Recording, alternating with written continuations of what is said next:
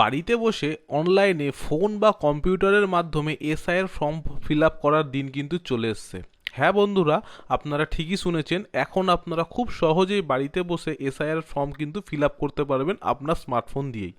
আজকে আমি পুরো বিস্তারিত আপনাদের সাথে আলোচনা করব, ভিডিওটা প্রথম থেকে শেষ অবধি অবশ্যই দেখবেন। আর যদি চ্যানেলে নতুন হয়ে থাকেন, চ্যানেলটা অবশ্যই সাবস্ক্রাইব করবেন, আর ভালো লাগলে ভিডিওটা লাইক করবেন এবং বন্ধুদের সাথে কিন্তু শেয়ার করবেন। আমার যে সকল ভাই বন্ধুরা বাইরে থাকেন, বাড়ির বাইরে, তো তাদের জন্য কিন্তু খুব ভালো একটা সুযোগ, আমি পুরো প্রথম থেকে শেষ অবধি দেখাবো।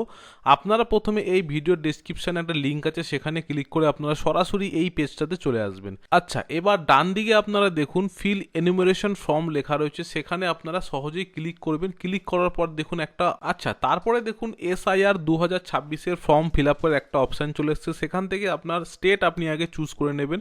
আমি আমার স্টেট ওয়েস্ট বেঙ্গলটাকে চুজ করলাম। চুজ করার পর এখানে আপনার ভোটার আইডেন্টি কার্ডের নম্বরটা আপনি এখানে দেবেন, যেটা 2025 সালে রয়েছে। এবার এখানে সার্চে ক্লিক করলে কিন্তু আপনার সমস্ত যে ডিটেলসটা সেটা কিন্তু বেরিয়ে আসবে।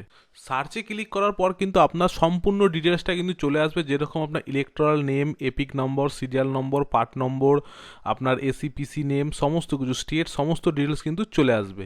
এরপর একটুখানি স্ক্রোল করলে কিন্তু বন্ধুরা আপনারা এখানে দেখতে পাবেন হচ্ছে আপনার যে বিএলও আছে তার নাম, তার নাম্বার, সমস্ত কিছু দেখতে পাবেন। এবার আপনাকে যেটা করতে হবে বন্ধুরা, সেখানে কিন্তু আপনার মোবাইল নাম্বারটা দিতে হবে। 10 ডিজিট মোবাইল নাম্বার দেওয়ার পর সেন্ড ওটিপিতে ক্লিক করতে লাগবে এই ফর্মটা ফিল আপ করার জন্য।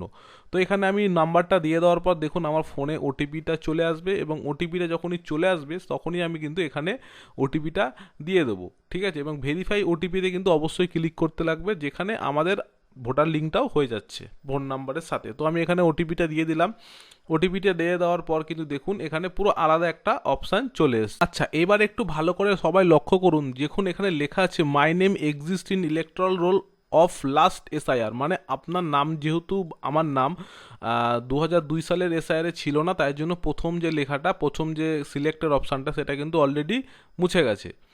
আচ্ছা, এবার আমাকে সেকেন্ড অপশানটা দেখতে হবে। সেকেন্ড অপশানটা হচ্ছে my parents name, father, mother, grandfather, grandmother existing in electoral roll of last SIR, মানে আমার যদি বাবা বা মা, আমার দাদু, আমার ঠাকমা, এদের নাম যদি 2002 সালের এসআইআর লিস্টে যদি থাকে, তাহলে আমাকে সেকেন্ড অপশানটা চুজ করতে লাগবে।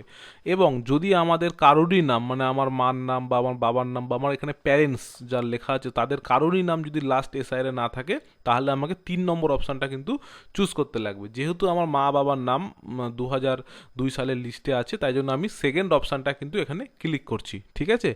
আর যদি আমার নাম যদি 2002 সালে থাকতো, তাহলে দেখতেন আমার ফার্স্ট অপশান যেটা রয়েছে সেটা কিন্তু অলরেডি ওপেন, মানে ক্লিক করা যেত। যেহেতু আমার নাম নেই, তাই জন্য, মানে আমার যেহেতু এজে হচ্ছে না, তো তার জন্য আমার কিন্তু সেকেন্ড অপশানটাই আমাকে ক্লিক করতে হচ্ছে, যেহেতু আমার মা বাবার নাম 2002 সালে আছে।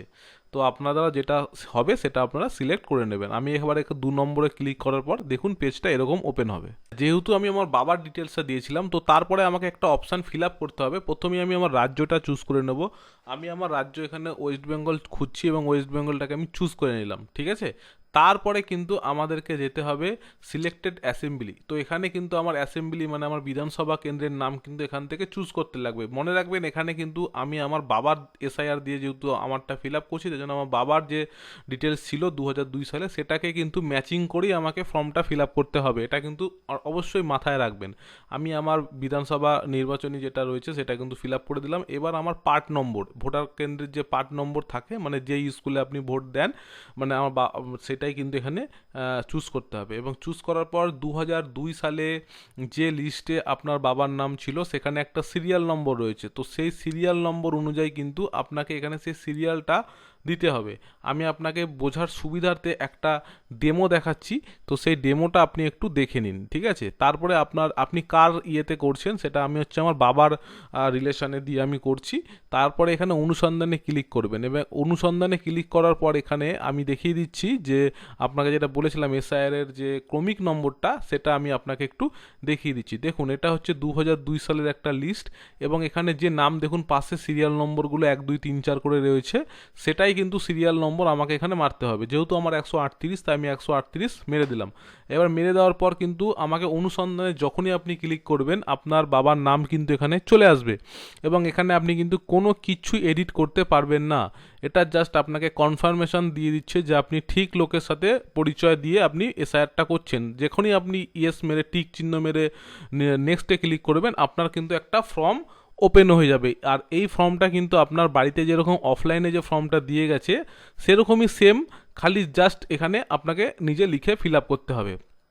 যেরকম আপনার জন্ম তারিখ, আপনার আধার নম্বর, আপনার পিতার নাম, ঠিক আছে, এবং আপনার পিতার হচ্ছে আপনার আইডেন্টি কার্ডের নম্বর, মানে ভোটার আইডেন্টি কার্ডের নম্বর, আপনার মার নাম, আপনার মার ভোটার আইডেন্টি কার্ডের নম্বর, এবং আপনি বিবাহিত হলে আপনার স্ত্রীর নাম, এবং মহিলা হলে আপনার স্বামীর নাম।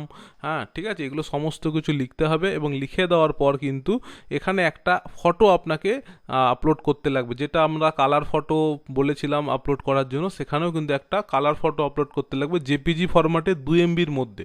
আপনাকে এটা মাথায় রাখতে লাগবে, 2 MBর মধ্যে কিন্তু ফর্মটা মানে ফটোটা আপলোড করতে হবে। এবং আপলোড করার পর কিন্তু এখানে সমস্ত কিছু ডিটেলস আপনি এখানে অটোমেটিকলি চলে আসবে। আর এখানে আপনাকে জাস্ট কিছুই করতে লাগবে না, আপনি একটা প্রিভিউতে দেখে নিতে পারেন, অথবা জমা দিলেও কিন্তু আপনি মানে জমা দিতে পারবেন। তো আপনি প্রিভিউটা একবার দেখে নেবেন, সমস্ত কিছু ডিটেলস অটোমেটিকই চলে আসবে যেহেতু আপনি প্রথম থেকে সিলেক্ট করে রেখেছেন।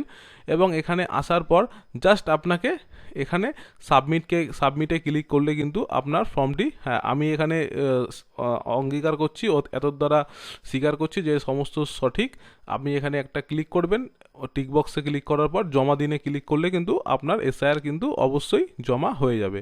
তো আজকে এইটুখানি ছিল, আরও যদি কোনো ইম্পর্টেন্ট আপডেট পাই তো অবশ্যই আপনাদের সাথে শেয়ার করব। ভিডিওটা কেমন লাগলো অবশ্যই কমেন্ট করে জানাবেন, আর যদি কোনো সমস্যা হয় তো ভিডিওতে কমেন্ট করলে আমি অবশ্যই তার সলিউশন আপনাদেরকে বলে দেবো। আজকে এইটুখানি, আবারও দেখাবে নেক্সট কোনো একটা ভিডিওতে।